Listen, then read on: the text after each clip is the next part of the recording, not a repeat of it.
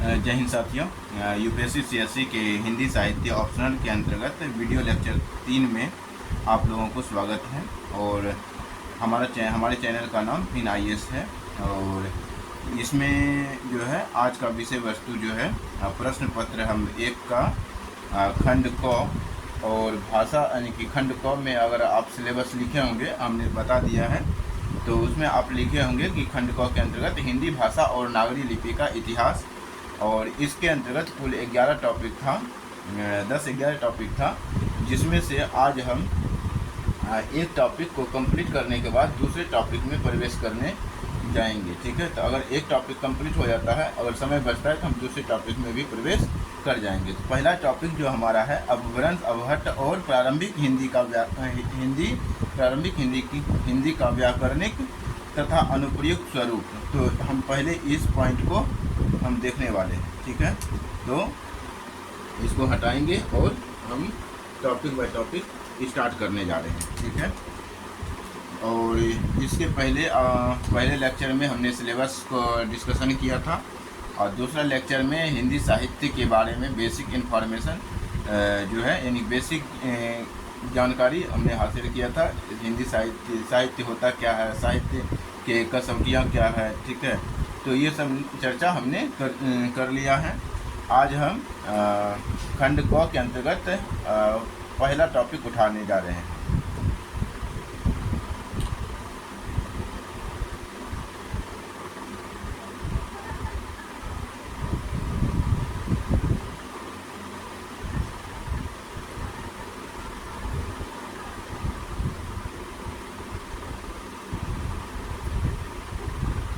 तो एक बार पहले पहला टॉपिक जो है वो हम लिख देते हैं ऊपर में, ताकि ध्यान में रहे कि हम पढ़ क्या रहे हैं।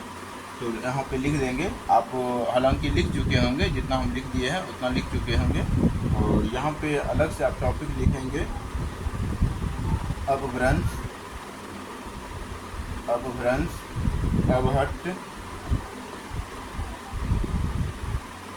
अवहट्ट और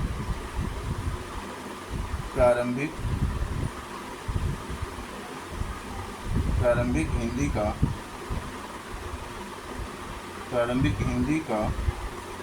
व्याकरणिक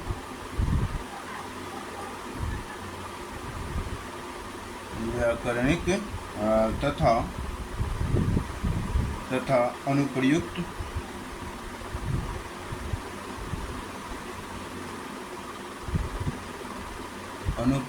स्वरूप। तो ये हमारा पहला टॉपिक है। पहला टॉपिक के अंतर्गत आप देख रहे होंगे तो अब 3 पॉइंट है। पहला पॉइंट के अंतर्गत अगर आप ध्यान देंगे तो इसके अंतर्गत 3 पॉइंट है। 3 पॉइंट क्या क्या है? तो अपभ्रंश है, उसके बाद अवहट्ट है, तीसरा पॉइंट जो है वो है प्रारंभिक हिंदी।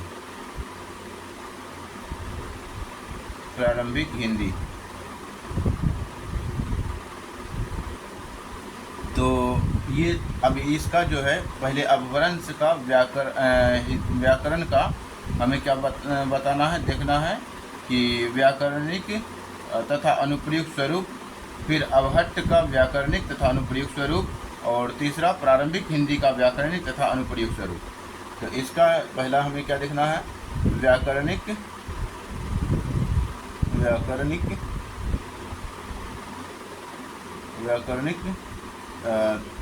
तथा अनुप्रयुक्त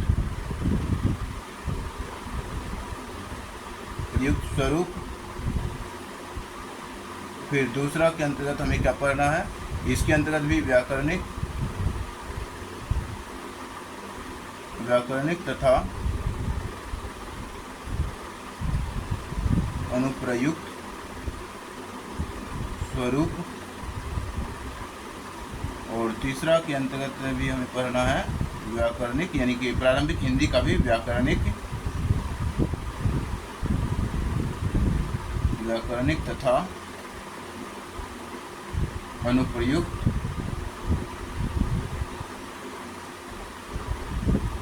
तथानुपयुक्त स्वरूप। तो ये हमारा क पॉइंट होगा, ये हमारा ख पॉइंट होगा और ये हमारा ग पॉइंट होगा। ठीक है, तो पहले जो है अपभ्रंश को हम देखने जा रहे हैं। तो आप अलग से हेडिंग बनाएंगे अपभ्रंश, इसको आप नोट कर लिए होंगे। ठीक है, तो नहीं नोट किए होंगे तो आप यहाँ पे भी हम अलग से क पॉइंट उठा रहे हैं। क पॉइंट हम पढ़ने जा रहे हैं, एक का क पढ़ने जा रहे हैं अपभ्रंश। ठीक है, तो अपभ्रंश के अंतर्गत आप लोग को लिखना है कि अपभ्रंश का जो कालक्रम है, अपभ्रंश कालक्रम यानी कि अपभ्रंश का जो समय है, अपभ्रंश का जो समय है वो है 700 से 1200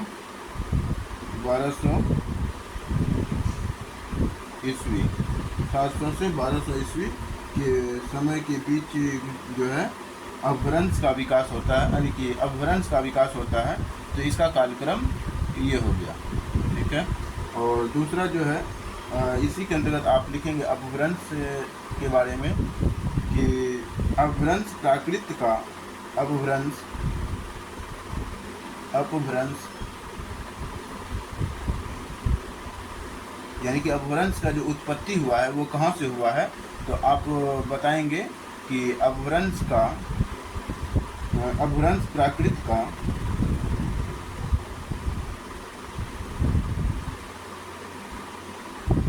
का अपभ्रंश प्राकृत का एक विकसित रूप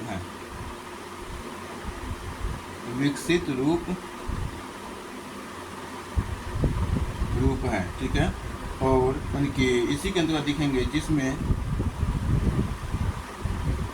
जिसमें अपभ्रंश का जो कार्यक्रम है 700 से 1200 ईस्वी के बीच का है, यानी कि 700 से 1200 के बीच में अपभ्रंश का विकास हुआ। और अपभ्रंश प्राकृत का एक विकसित रूप है। अपभ्रंश का जो विकास होता है वो कहाँ से होता है, तो प्राकृत से होता है। कब होता है, तो 700 से 1200 ईस्वी के बीच में होता है। अपभ्रंश प्राकृत का एक विकसित रूप है जिसमें लिखेंगे संस्कृत के व्याकरणिक नियमों का पालन नहीं किया जाता, जिसमें संस्कृत के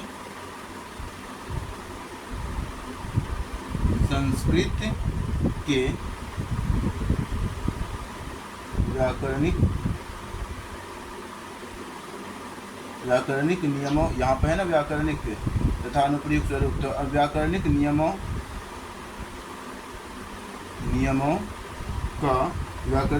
का पालन नहीं किया जाता है, नहीं किया जाता है। ठीक है, और इसमें नए शब्दों और वाक्य रचनाओं का प्रयोग होता है। इसमें नए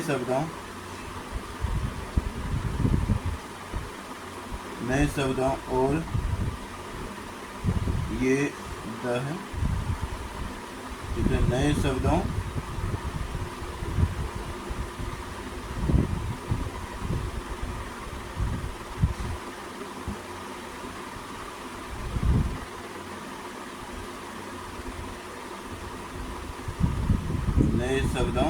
और वाक्य रचनाओं का प्रयोग, वाक्य रचनाओं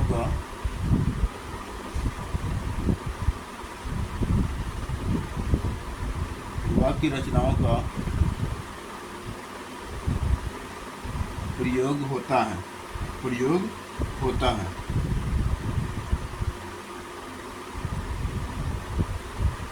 हो गया।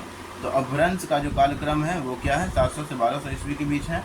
अपभ्रंश प्राकृत का एक विकसित रूप है, यानी कि अपभ्रंश का जो विकास होता है वो 700 से 1200 के बीच होता है। कहाँ से विकास होता है, तो प्राकृत से होता है। और इसमें संस्कृत के व्याकरणिक नियमों का पालन होता है या नहीं, तो इसमें संस्कृत के व्याकरण के नियमों का पालन नहीं होता है। और इसमें नए शब्दों और वाक्य रचनाओं का प्रयोग किया जाता है। ठीक है, तो ये हो गया हमारा अपभ्रंश। पहला पॉइंट हो गया अपभ्रंश। तो अपभ्रंश का पहला पॉइंट हो गया। और अब इसमें व्याकरणिक विशेषताओं की अगर हम बात करेंगे तो इसको पहले हटाना पड़ेगा हमें। इसी के अंतर्गत लिखना है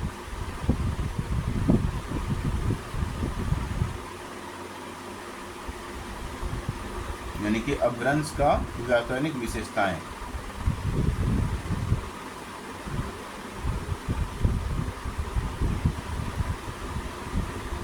इसी के अंतर्गत लिखना है पहला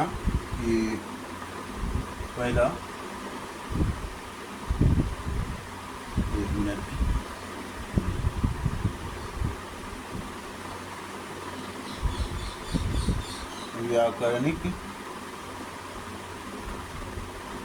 व्याकरणिक विशेषताएं।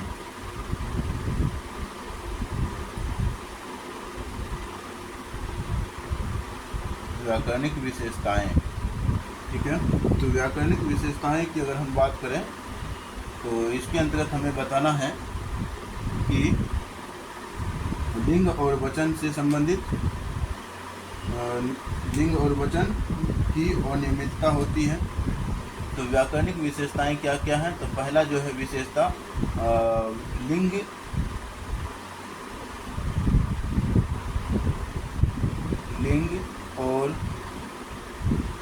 और वचन की अनियमितता।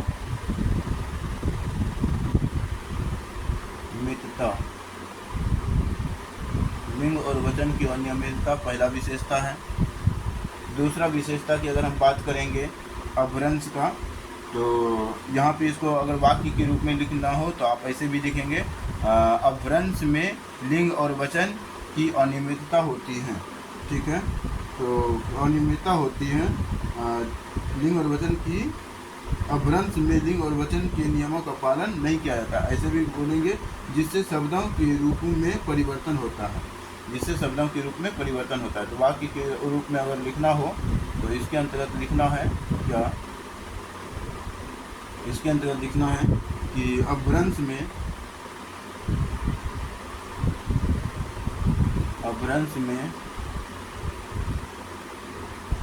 लिंग और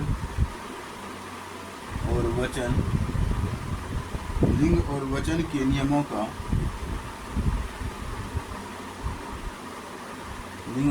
नियमों का पालन नहीं होता है, पालन नहीं होता है,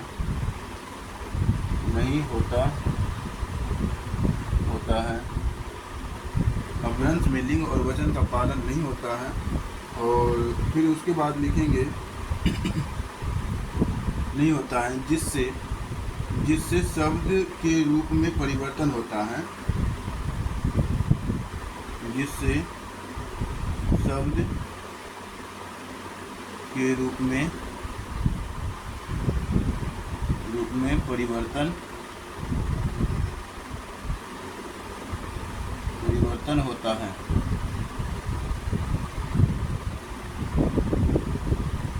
होता है,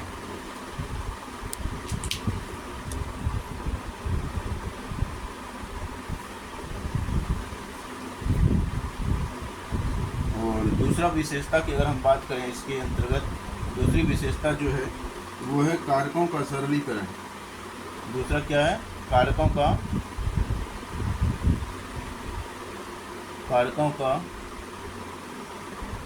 सरलीकरण।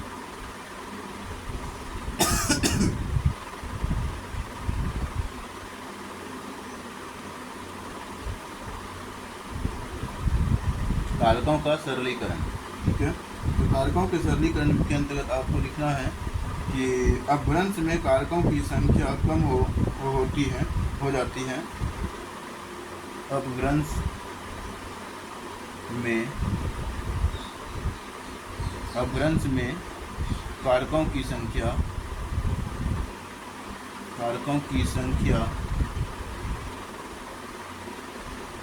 कम हो जाती है,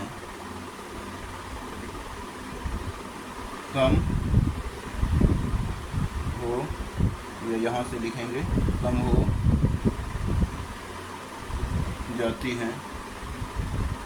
कम हो जाती है, जिससे आप इसी के अंदर लिखेंगे कम हो जाती है, जिससे या फिर और उसके रूपों में सरलीकरण होता है, और यानी कि अपभ्रंश के रूपों में सरलीकरण होता है और उसके रूपों में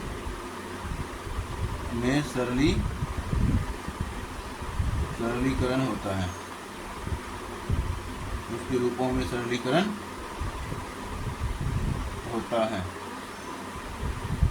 है। दो विशेषताएं हो गया, और दो विशेषता और हम चर्चा करेंगे इसी के अंतर्गत। दो विशेषताएं और भी है।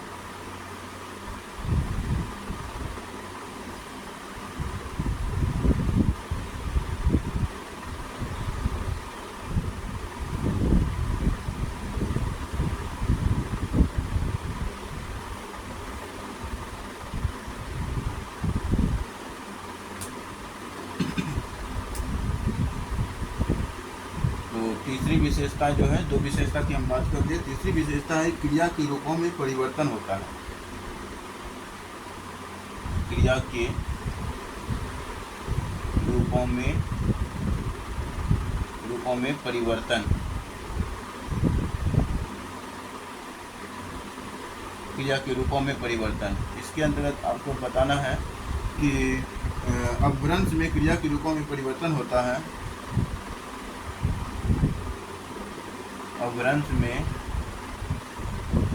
क्रिया के रूपों में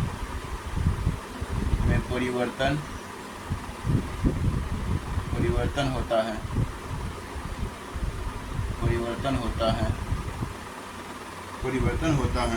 जिससे परिवर्तन होता है, जैसे लिखेंगे, जैसे कि वर्तमान काल के रूपों में सरलीकरण। जैसे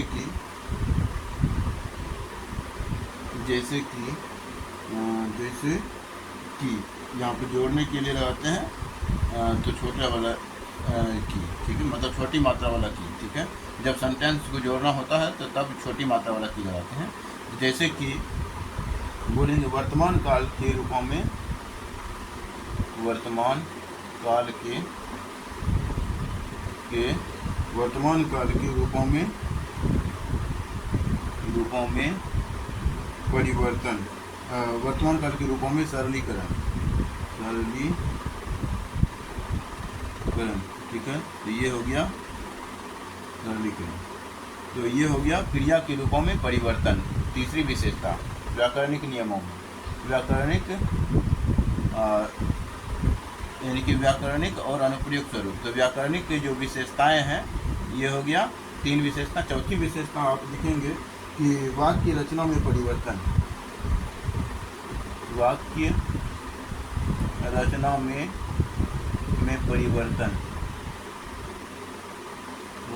में परिवर्तन। इसके अंतर्गत बताना है कि अपभ्रंश में वाक्य रचना में परिवर्तन होता है। अपभ्रंश में वाक्य रचना में परिवर्तन होता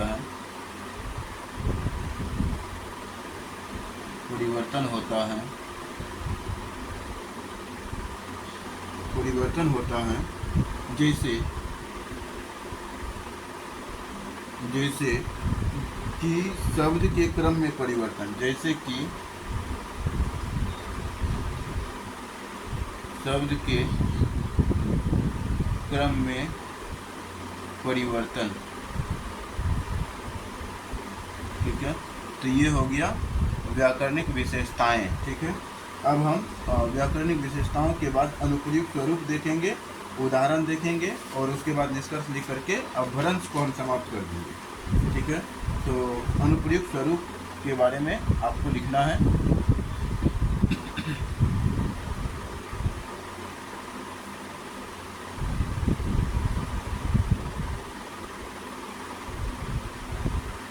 व्याकरणिक विशेषताएं हम पढ़ा चुके हैं, यानी पढ़ा दिए, बता दिए व्याकरणिक विशेषताएं क्या क्या है अपभ्रंश के।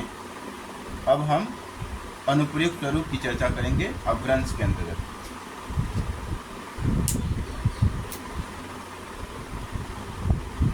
अनुप्रयुक्त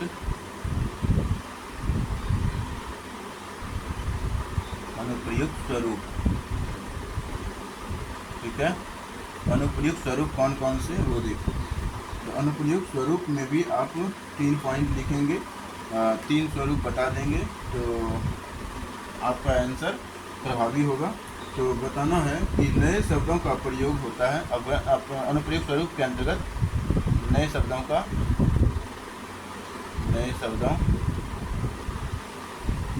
का प्रयोग या उपयोग।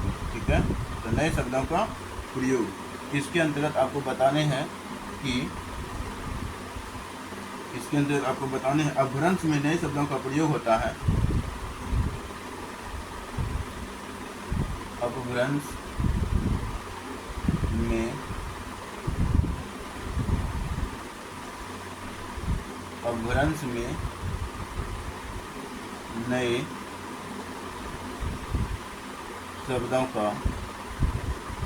में नए शब्दों का प्रयोग होता है।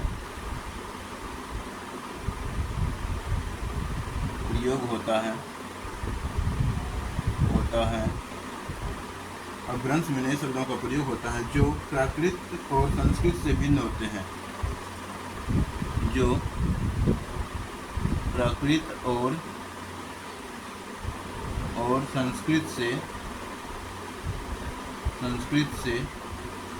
भिन्न होते हैं।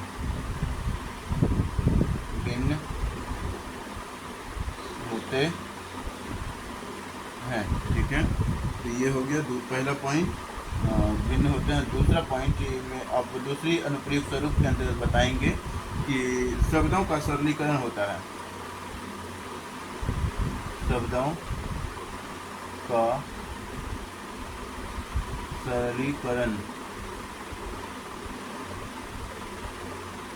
का सरलीकरण भी जो है ये अनुप्रयुक्त स्वरूप के अंतर्गत आएगा। तो आप बताएंगे अपभ्रंश में शब्दों का सरलीकरण होता है। अपभ्रंश में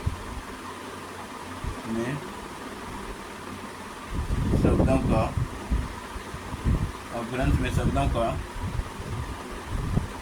सरलीकरण होता है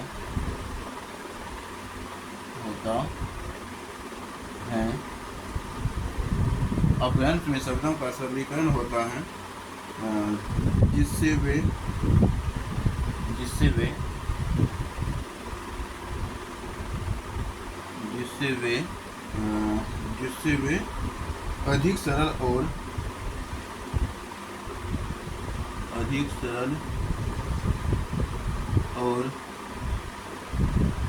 अधिक सरल और बोलचाल की भाषा में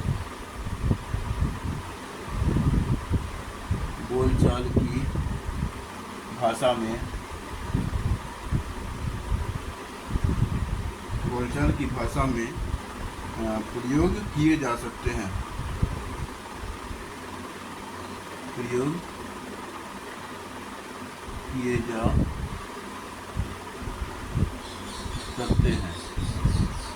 ठीक है, प्रयोग किए जा सकते हैं।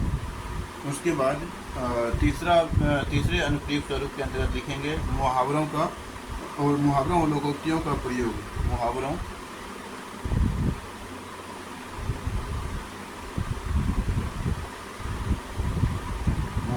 और लोकोक्तियों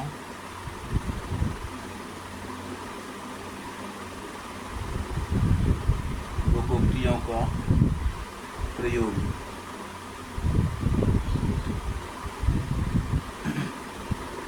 इसमें आप लिखेंगे कि अपभ्रंश में मुहावरों और लोकोक्तियों का प्रयोग होता है। अपभ्रंश में मुहावरों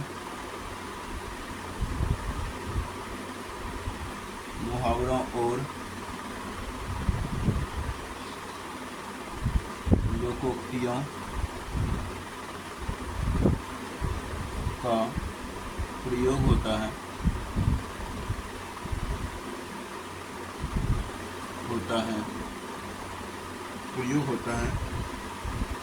जिससे अपभ्रंश होता है, यानी कि एक मिनट, अपभ्रंश में मुहावरा और लोकोक्तियों का प्रयोग होता है जो भाषा को अधिक अर्थपूर्ण बनाता है, जो भाषा को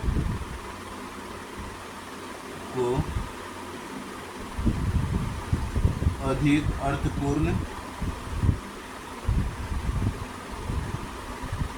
अर्थपूर्ण बनाता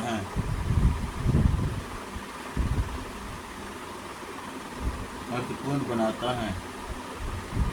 ये हो गया इसका अनुप्रयुक्त स्वरूप।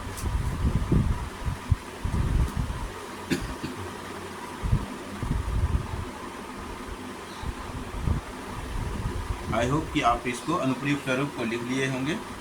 अब हम इसकी उदाहरण देखेंगे। अपभ्रंश के जो उदाहरण है, मतलब उदाहरण के रूप में इसके जो रचनाकार कौन कौन है, अपभ्रंश में कौन कौन रचना लिखे हैं, उसकी उदाहरण की बात करेंगे और फिर निष्कर्ष लिख करके समाप्त कर देंगे। अपभ्रंश हमारा समाप्त हो जाएगा।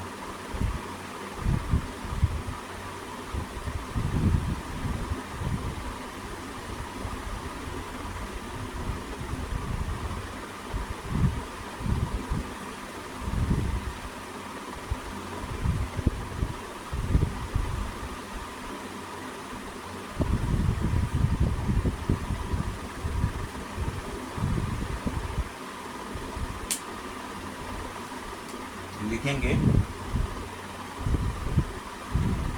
उदाहरण।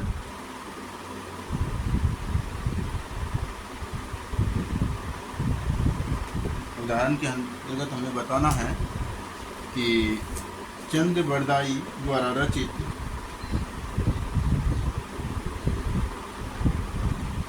चंद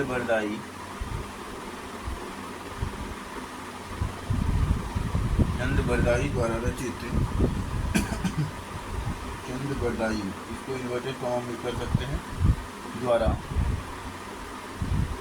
रचित चंद बरदाई द्वारा रचित पृथ्वीराज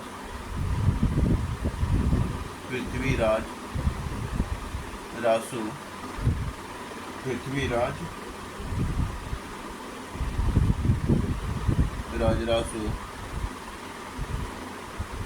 यानी कि जब लेखक का नाम लिखते हैं तो उसको सिंगल इन्वर्टेड कॉमा में लिखते हैं, और ये इन्वर्टेड कॉमा है, यानी कि ब्रैकेट वाला कॉमा जिसको कहते हैं इन्वर्टेड कॉमा। और जब उसकी रचना का नाम लिखते हैं तो डबल इन्वर्टेड कॉमा में लिखते हैं। जिससे चंद बरदाई द्वारा रचित पृथ्वीराज रासो अपभ्रंश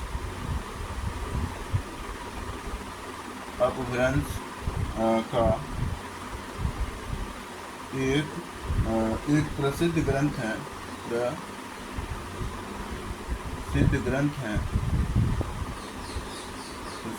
है, जिसमें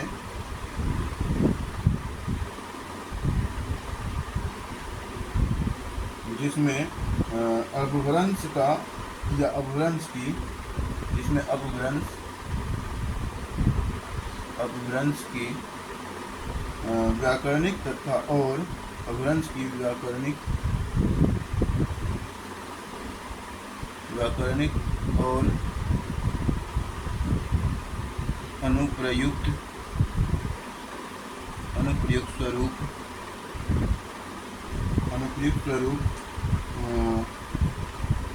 स्वरूप दिखाई देता है।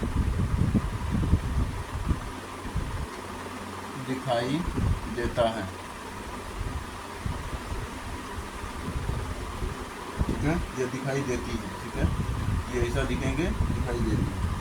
अब ये हो गया हमारा उदाहरण। अब हम लास्ट पॉइंट अपभ्रंश का लिखेंगे, वो होगा विशेषताएं। तो यहाँ पे विशेषताएं लिखेंगे, या निष्कर्ष लिखेंगे, विशेषताएं नहीं, निष्कर्ष।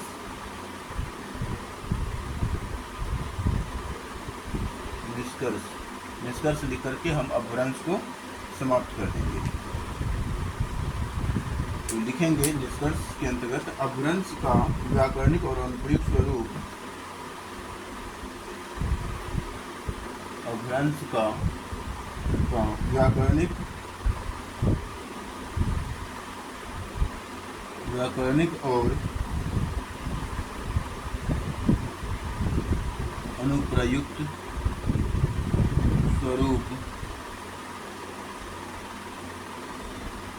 स्वरूप एक विकसित और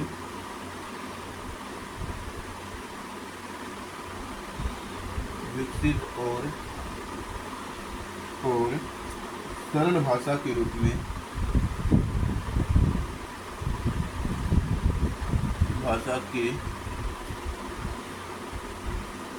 में दिखाई देता है।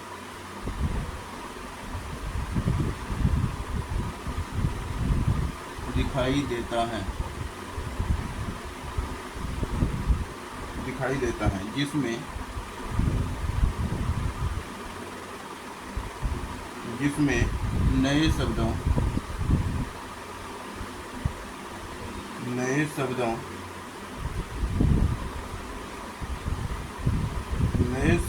और वाक्य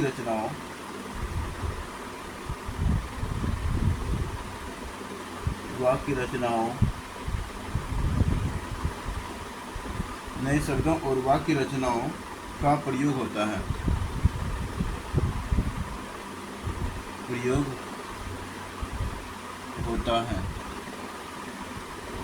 ठीक है। इसका अध्ययन करने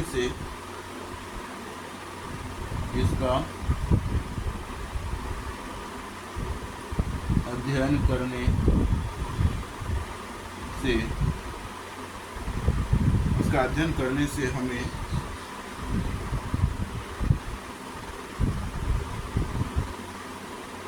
हिंदी साहित्य का या हिंदी भाषा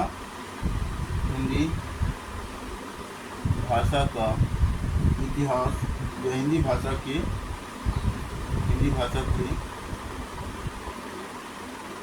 इतिहास और विकास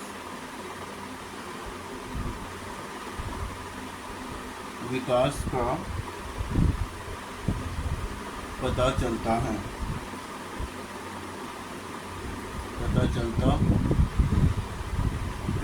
ठीक है। तो ये हो गया अपभ्रंश हमारा कंप्लीट। अब हम अवहट्ट को पढ़ने जा रहे हैं।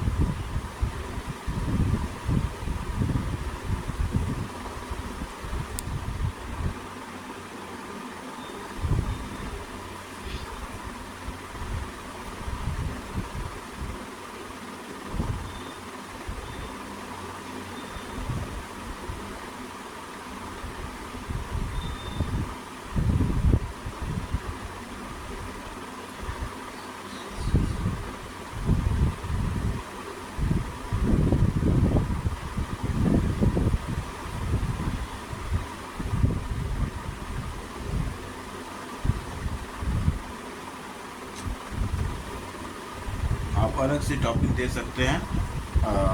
आप अलग से अवहट्ट का नीचे टॉपिक दे करके व्याकरणिक तथा अनुप्रयुक्त स्वरूप लेकर के, या फिर सिर्फ केवल अवहट्ट लिखेंगे, या तो हम ही दे देते हैं अलग से पॉइंट ही बना देते हैं। अवहट्ट 6 पॉइंट की हम चर्चा करने जा रहे हैं। देखिए इसको या फिर इसी को भी हटा ही देते हैं, ठीक रहेगा। लिखेंगे अवहट्ट।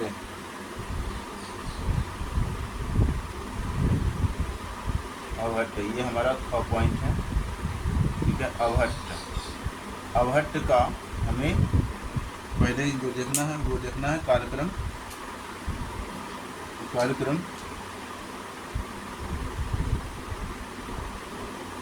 अवहट्ट का जो कार्यक्रम है 1200 से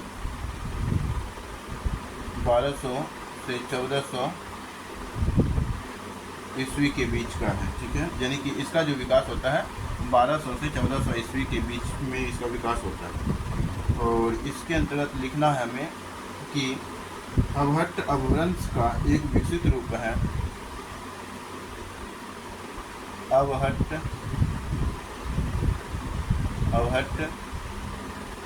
अपभ्रंश का एक विकसित रूप है।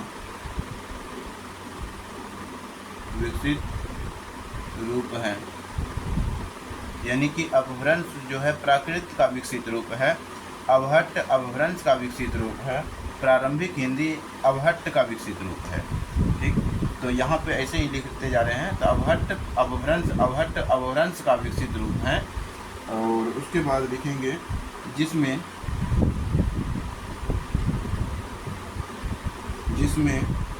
हिंदी के प्रारंभिक रूप के, जिसमें हिंदी के प्रारंभिक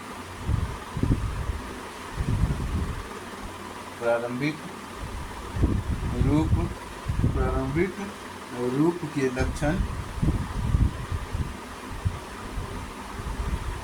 लक्षण दिखाई देने लगते हैं, दिखाई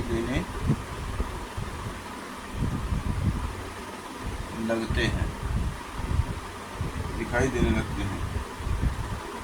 जिसमें संस्कृत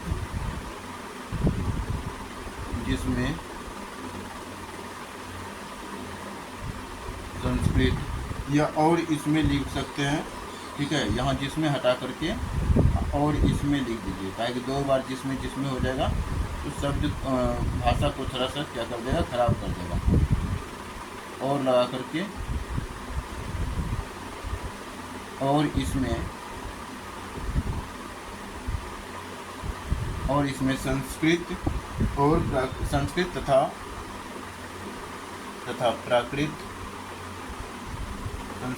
प्राकृत के शब्दों का मिश्रण होता है। संस्कृत तथा प्राकृत के शब्दों का मिश्रण होता है।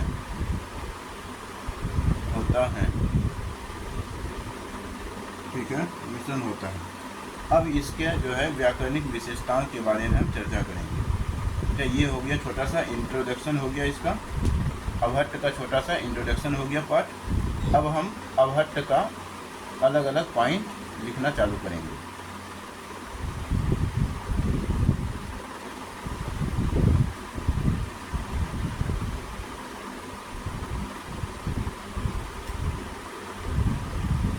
पहला पॉइंट है इसके अंतर्गत अब उनकी व्याकरणिक विशेषताएं।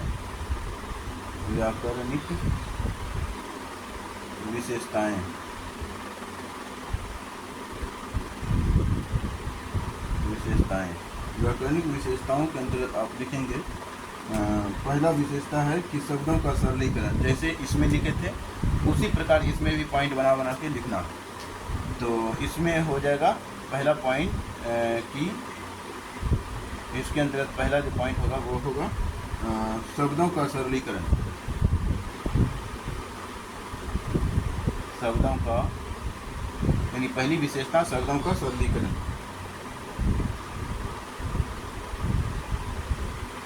सरलीकरण से संबंधित।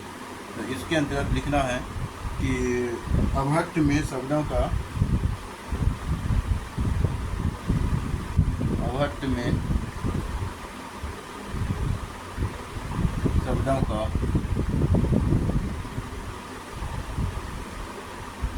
सरलीकरण होता है।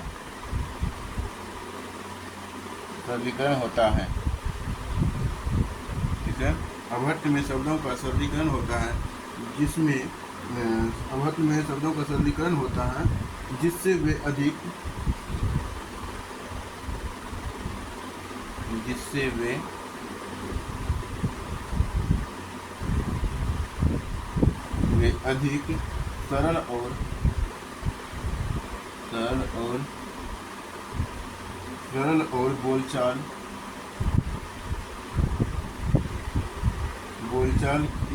सरल और बोलचाल की भाषा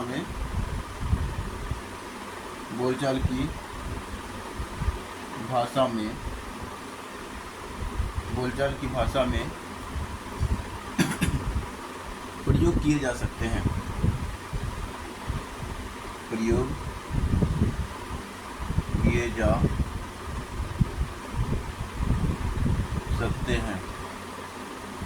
ठीक है, प्रयोग किए जा सकते हैं।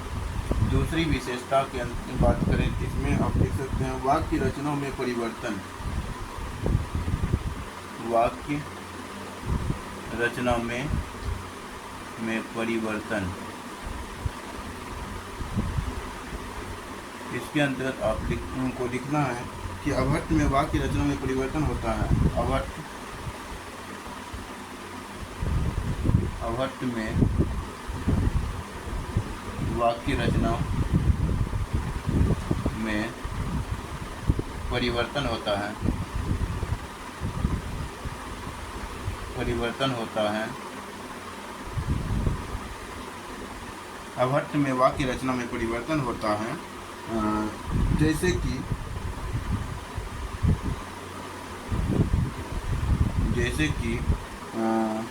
फिर से वैसे ही की लिखना है, क्या है कि वाक्य को जोड़ने के संदर्भ में ये छोटी मात्रा वाला की लगता है। जैसे कि शब्दों का या शब्दों के क्रम में परिवर्तन। जैसे कि शब्दों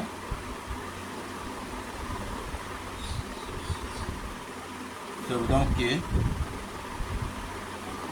क्रम में परिवर्तन। तो ये हो गया हमारा दूसरी विशेषता है। तीसरी विशेषता की अगर हम बात करें तो तीसरी विशेषता आप लिखेंगे क्रिया के रूपों में सरलीकरण। क्रिया के रूपों में सरलीकरण। क्रिया के रूपों में सरलीकरण। इसके अंतर्गत आपको लिखना है कि अभट्ट में क्रिया के रूपों में सरलीकरण होता है। अभट्ट में क्रिया के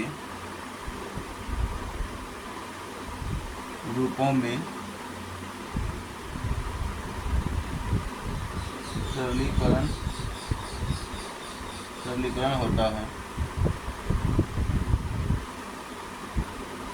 होता है।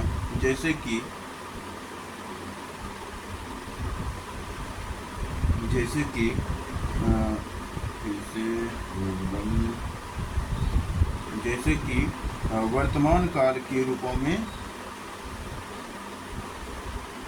वर्तमान काल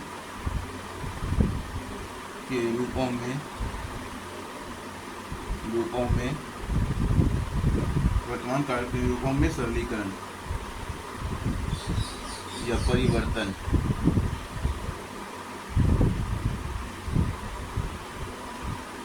वर्तमान काल के रूपों में परिवर्तन। और चौथी विशेषता आप लिख करके समाप्त कर देंगे विशेषता को। तो लिंग और वचन की अनियमितता।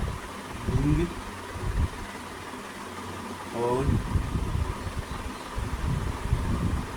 वचन की अनियमितता।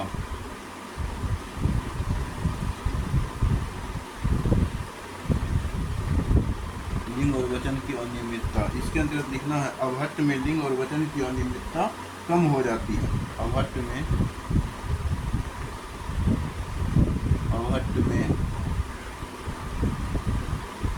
लिंग और वचन की अनियमितता। लिंग और वचन की अनियमितता कम हो जाती है।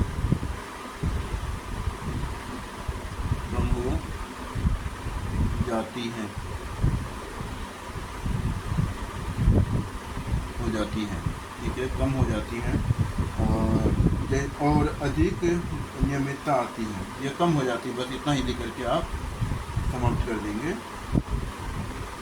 तो अभट्ट का व्याकरणिक विशेषताएं हो गया। अब हम अनुप्रयुक्त स्वरूप को देखेंगे। आई होप कि आपने लिख लिया होगा।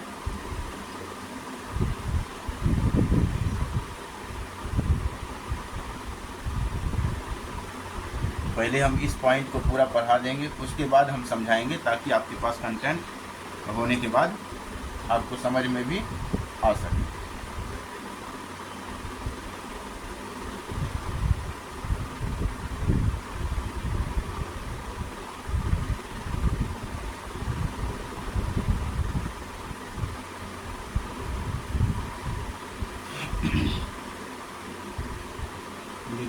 अनुप्रयुक्त स्वरूप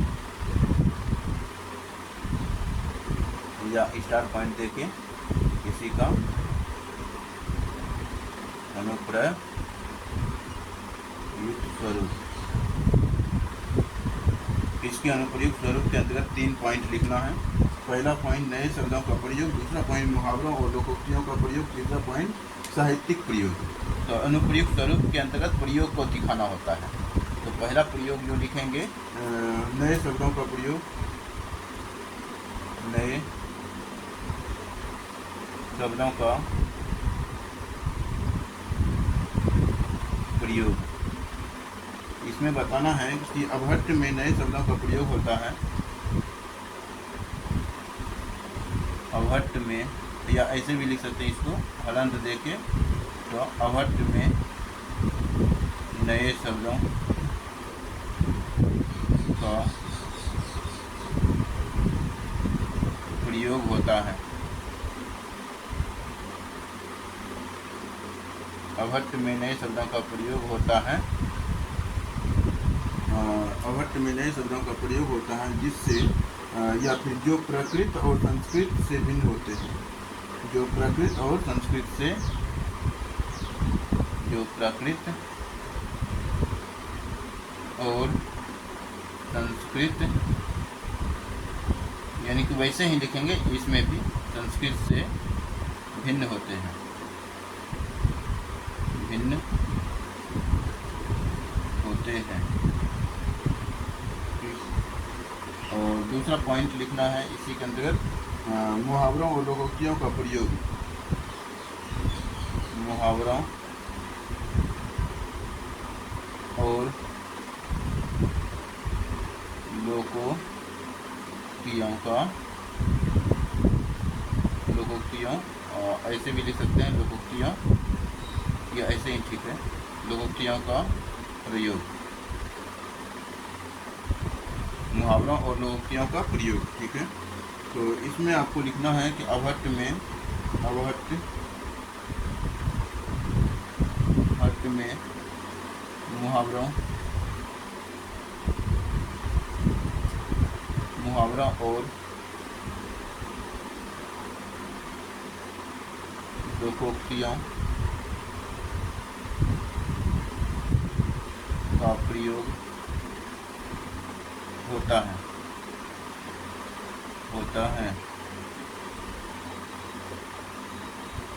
प्रयोग होता है। मुहावरों और लोकोक्तियों का प्रयोग होता है जो भाषा को अर्थपूर्ण, जो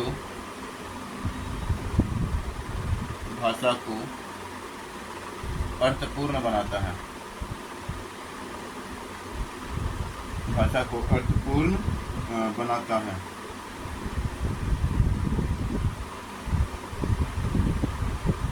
तो ये हो गया।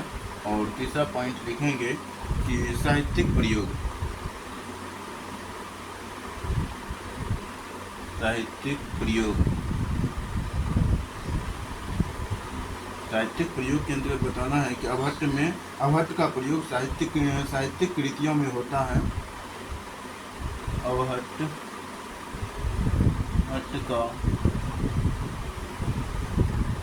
प्रयोग साहित्यिक कृतियों में होता है,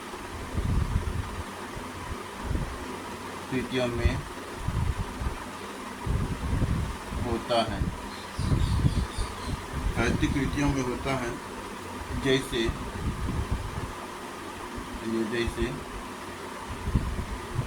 जैसे कि कविता और कहानियों में, जैसे कि, ठीक है, जैसे कि कविता और कहानियों में,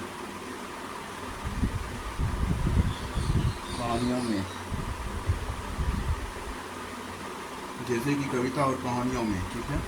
तो ये हो गया अनुप्रयुक्त स्वरूप।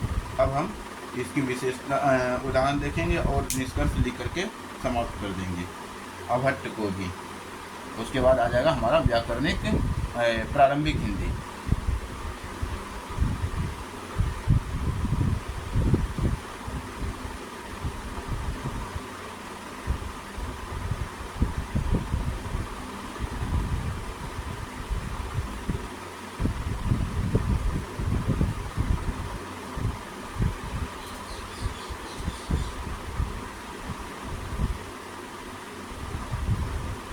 उदाहरण के अंतर्गत लिखना है कि अवहट्ट में रचित ग्रंथों में सनई दास द्वारा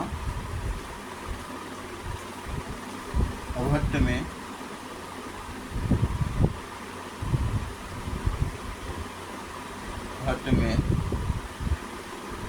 रचित ग्रंथों में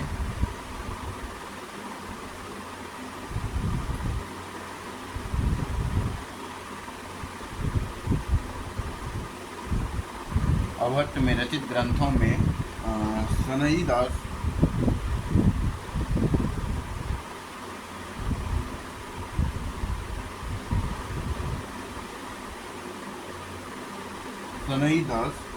द्वारा रचित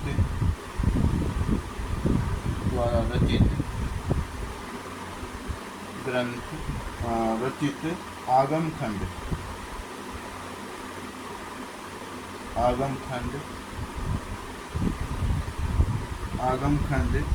और ज्ञान भंडार प्रमुख हैं। और ज्ञान भंडार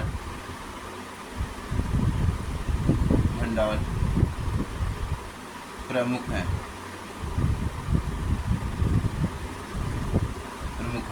अब हम निष्कर्ष की ओर आगे बढ़ेंगे और अवहट्ट को समाप्त करेंगे। निष्कर्ष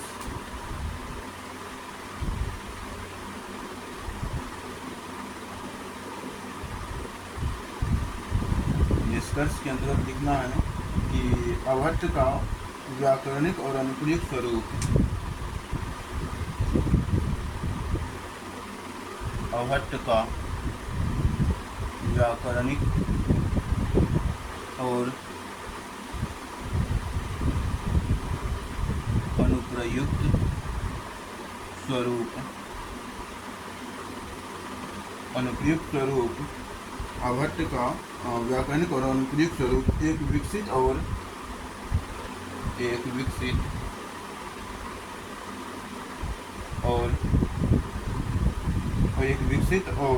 सरल भाषा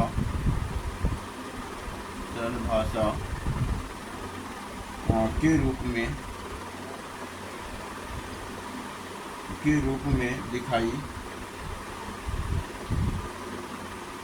दिखाई देता है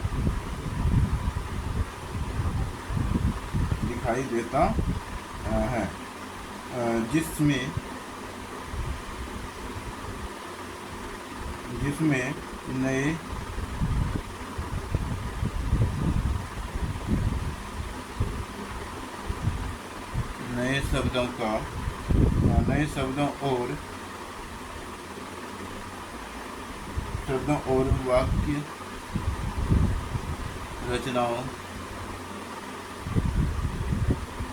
नए शब्दों और वाक्य रचनाओं का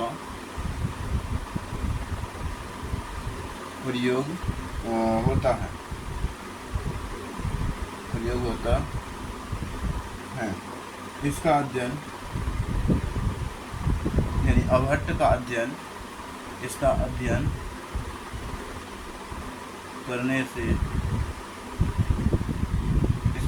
करने से हमें हिंदी भाषा के इतिहास और विकास का पता चलता है। इसका अध्ययन करने से हमें हिंदी भाषा का इसका भी अध्ययन करने से हमें हिंदी भाषा का इतिहास और विकास का पता चलता है। उसी प्रकार इसका भी अध्ययन करने से हमें हिंदी भाषा का इतिहास और विकास का पता चलता है। इतिहास और विकास का पता चलता है। तो ये हो गया हमारा अवहट्ट पूरा कंप्लीट। अब हम प्रारंभिक हिंदी की बात करने जा रहे हैं गो पॉइंट के अंतर्गत।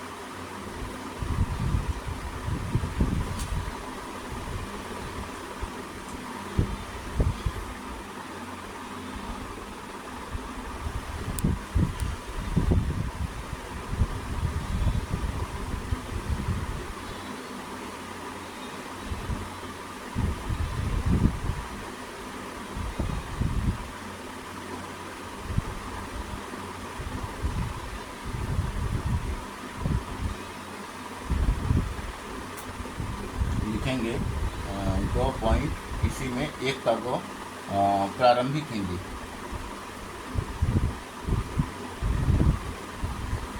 प्रारंभिक हिंदी, ठीक है। तो पहला जो प्रारंभिक हिंदी में हमें बताना है वो बताना है इसका कालक्रम। इसका कालक्रम कब का है। तो प्रारंभिक हिंदी का कालक्रम की अगर हम बात करें तो 1400 से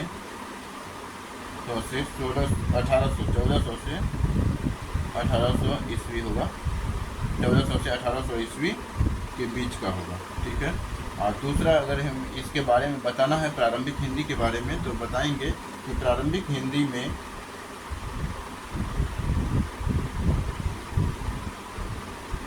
प्रारंभिक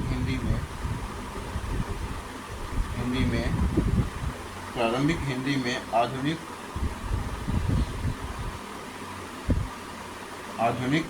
हिंदी के रूप के लक्षण स्पष्ट रूप से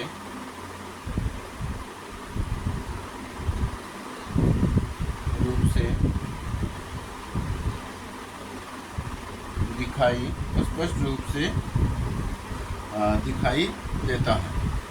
दिखाई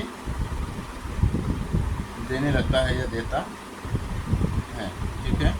और इसका अध्ययन करने से दिखाई देने लगते हैं या दिखाई देता है, ठीक है। इसमें अवहट्ट और संस्कृत इसमें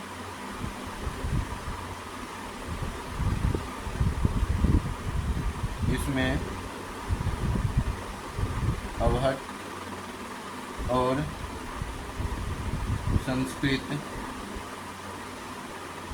और संस्कृत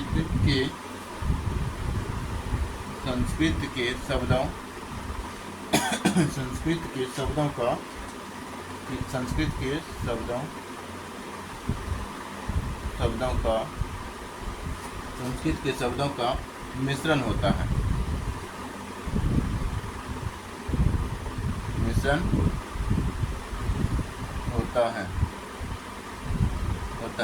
जिससे हम कहते हैं कि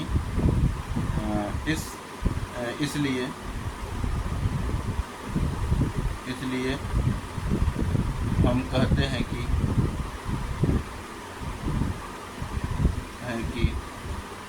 प्रारंभिक हिंदी का विकास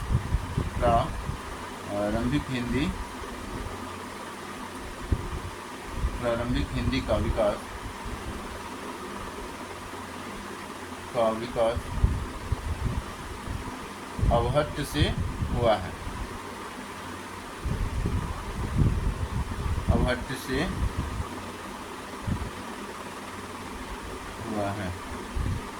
तो इस प्रकार से हम इसका कार्यक्रम और इसकी परिभाषा की मतलब इसके बारे में थोड़ा बेसिक जानकारी कहाँ से इसका विकास हुआ है इसके बारे में हम जानकारी हासिल की।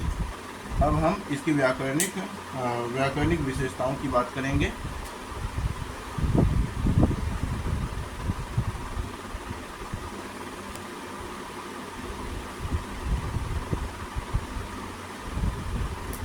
तो इसका पहला पॉइंट जो होगा, पहला स्टार पॉइंट, व्याकरणिक विशेषताएं।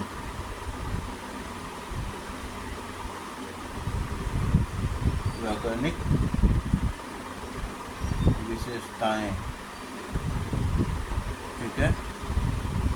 तो व्याकरणिक विशेषताएं में आप लिखेंगे कि शब्दों का सरलीकरण होता है। अगर ये वीडियो कहीं से बीच में रुक जाए तो पार्ट 3 का पार्ट B में बना दिया जाएगा। इसके लिए आपको घबराने की ज़रूरत नहीं है, ठीक है। तो यहाँ पे व्याकरणिक विशेषताओं के अंतर्गत आप पहला पॉइंट लिखेंगे। पहला जो पॉइंट होगा वो होगा कि शब्दों का सरलीकरण।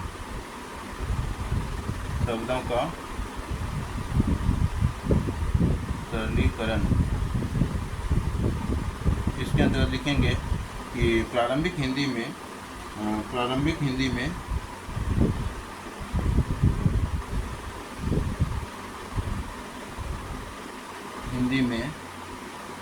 शब्दों का ये शब्दों का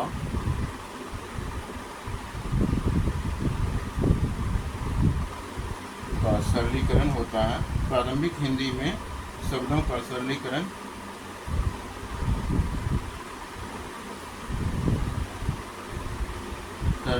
होता है शब्दों का सरलीकरण होता है, जिससे वे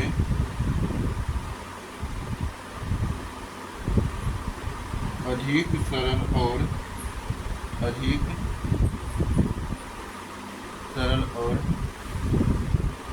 और बोलचाल की भाषा में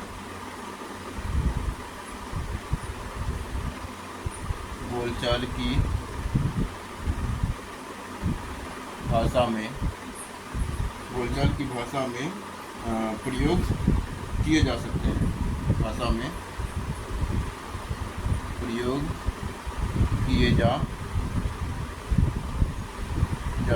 हैं। जिससे वे बोलचाल की भाषा में प्रयोग किए जा सकते हैं। दूसरा, इसके अंतर्गत अगर दूसरा पॉइंट लिखना हो, यानी कि दूसरा विशेषताएं लिखना हो, तो लिखेंगे वाक्य रचनाओं में परिवर्तन। वाक्य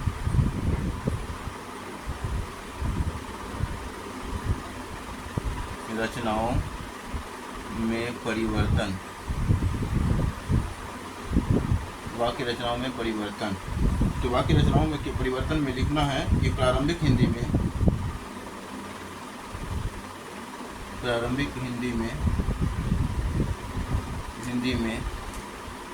वाक्य रचनाओं में परिवर्तन।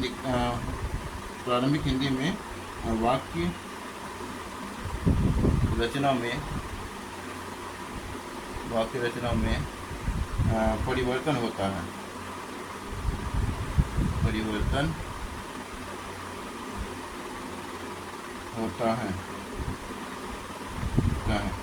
जैसे कि एक मिनट जैसे कि बार प्रॉब्लम आता है कि इसको हम सुधार किए हैं, हम भी ऐसे की लिखते थे, ठीक है, तो बाद में मालूम चला अच्छा तो होता है, हिंदी भाषा की थोड़ा जटिलताएं हैं भी। तो जैसे कि शब्दों के क्रम में परिवर्तन। जैसे कि शब्दों के क्रम में परिवर्तन।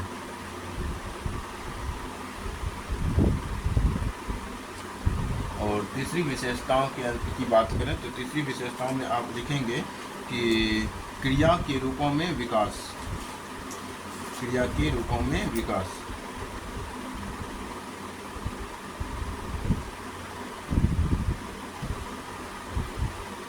क्रिया के रूपों में विकास। इसके अंतर्गत बताना है कि प्रारंभिक हिंदी में प्रारंभिक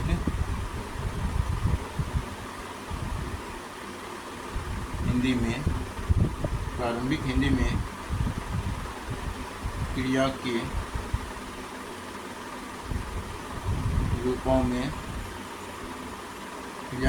में विकास होता है।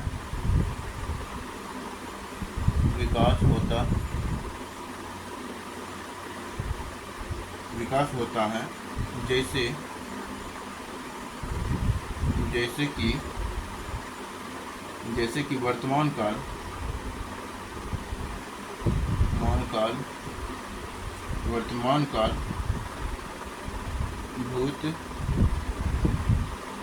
भूतकाल और भविष्यकाल।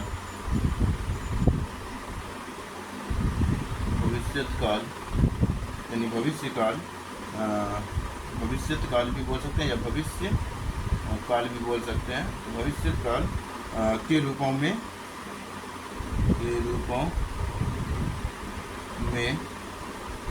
के रूपों में विकास। ये हो गया। या विभाजन, विभाजन ही लिख दीजिए, ठीक रहेगा। के रूपों में विभाजन, विभाजन। तो ये हो गया हमारा तीसरी विशेषताएं। और चौथी विशेषता लिंग और वचन की नियमितता। यहाँ पे नियमितता आ जाता है लिंग और वचन, लिंग और वचन की नियमितता, नियमितता। तो इसके अंदर लिखेंगे कि प्रारंभिक हिंदी में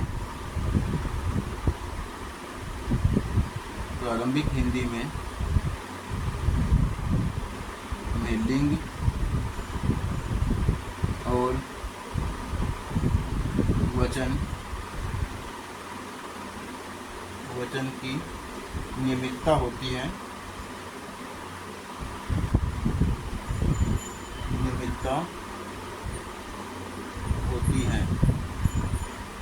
ठीक है। तो ये हमारा हो गया प्रारंभिक हिंदी की व्याकरणिक विशेषताएं। तो अब हम आएंगे अनुप्रयुक्त स्वरूप की ओर।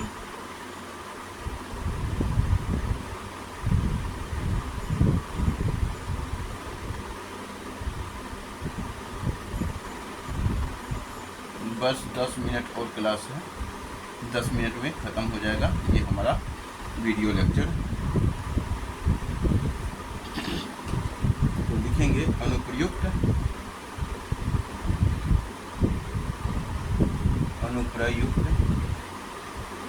स्वरूप, ठीक है। अनुप्रयुक्त स्वरूप की चर्चा करते हैं। तो पहला पॉइंट इसमें लिखना है नए शब्दों का प्रयोग। पहला पॉइंट नए शब्दों का प्रयोग। तो इसमें लिखेंगे कि अब इसमें लिखेंगे कि प्रारंभिक हिंदी में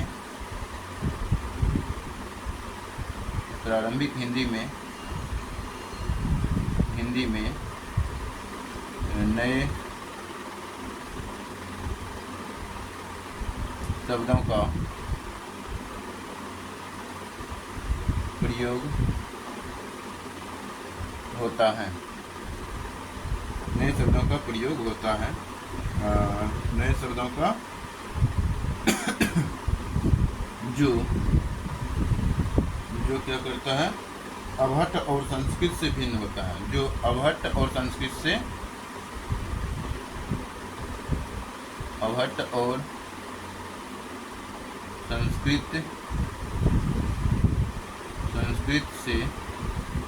भिन्न होता है,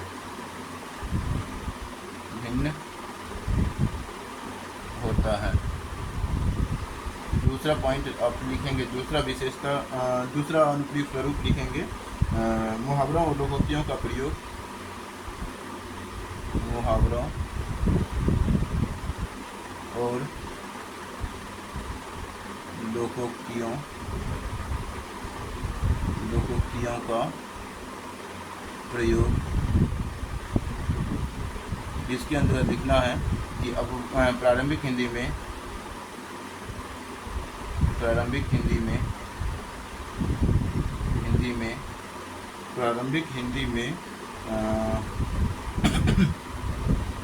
जैसे लिखेंगे प्रारंभिक हिंदी में मुहावरों और लोकोक्तियों का प्रयोग होता है। प्रारंभिक हिंदी में मुहावरों और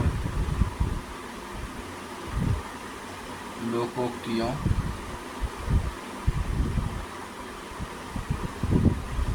का प्रयोग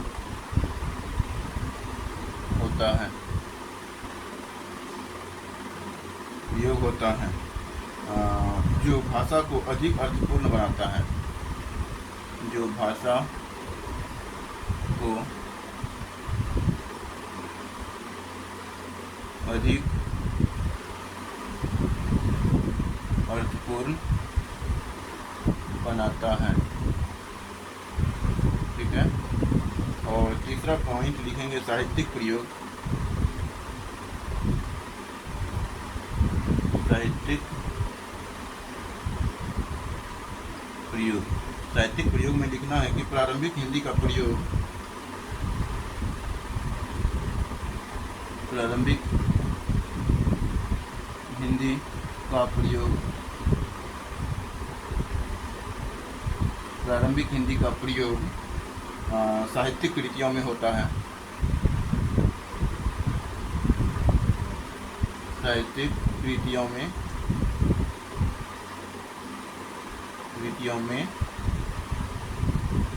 हुआ है, साहित्यिक कृतियों में हुआ है, जैसे कि कविता और कहानियों में, जैसे कि कविता और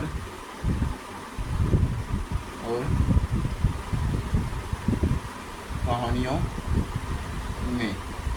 अब हम 2 पॉइंट और लिखेंगे इसी के अंतर्गत, मतलब कि एक लिखेंगे उदाहरण और लिखेंगे निष्कर्ष। उसके बाद हमारा प्रारंभिक हिंदी समाप्त हो जाएगा, तो ये टॉपिक भी हमारा समाप्त हो जाएगा।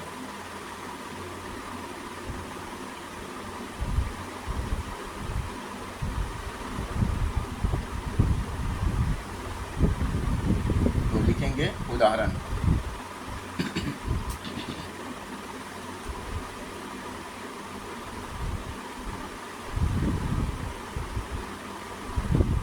उदाहरण के अंतर्गत लिखना है कि तुलसीदास द्वारा रचित रामचरितमानस, तुलसीदास द्वारा रचित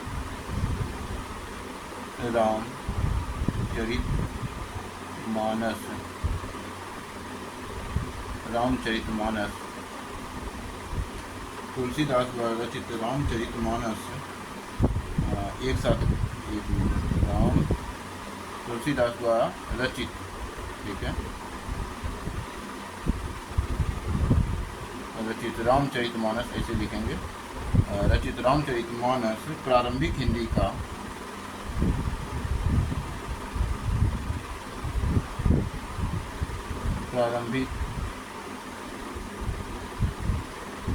प्रारंभिक हिंदी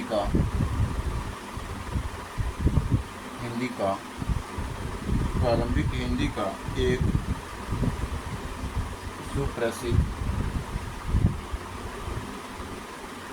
सुप्रसिद्ध ग्रंथ है, जिसमें प्रारंभिक हिंदी के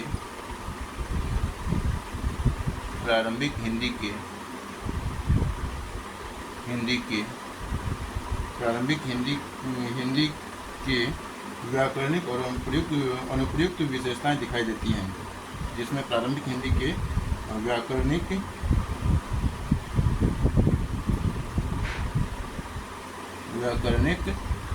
और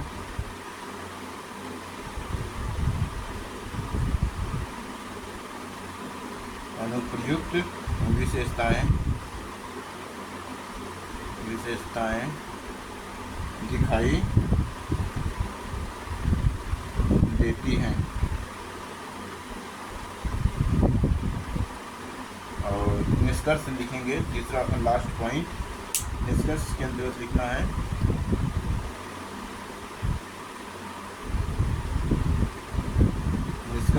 लिखना है कि प्रारंभिक हिंदी का व्याकरणिक और अनुप्रयुक्त स्वरूप, प्रारंभिक हिंदी का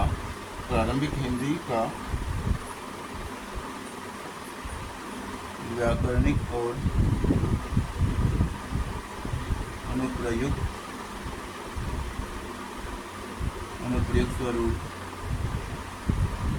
अनुप्रयुक्त स्वरूप एक विकसित और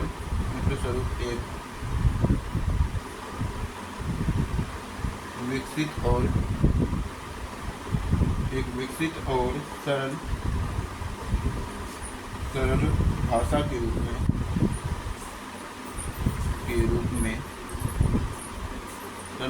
रूप में दिखाई देती दिखाई देती हैं, जिसमें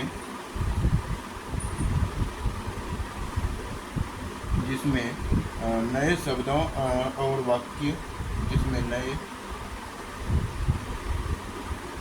शब्दों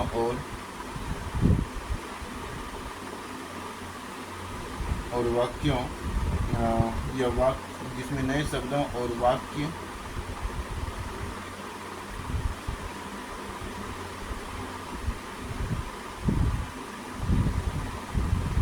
नए शब्दों और वाक्य रचनाओं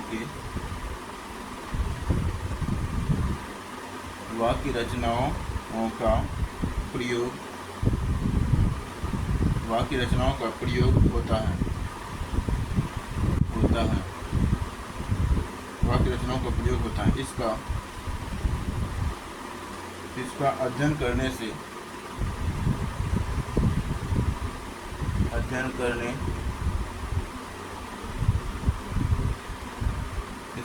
करने से हमें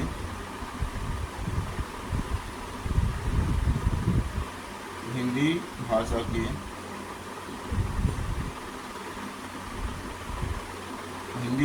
के इतिहास और विकास का पता चलता है।